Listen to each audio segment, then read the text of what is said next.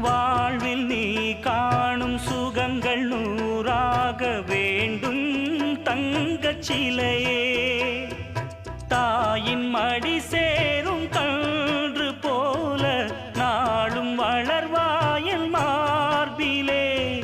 சேய் உன் முகம் பார்க்க துன்பம் தீரும் காலம் கனியாகும் தேவியே. சிறு கிளி போல் பேசும் பேச்சில் என்னை மறந்தேன் நானம்மா. எந்தன் வாழ்க்கையின் அர்த்தம் சொல்ல பூக்களின் வண்ணம் கொண்டு பிறந்த மகளே என் மகளே.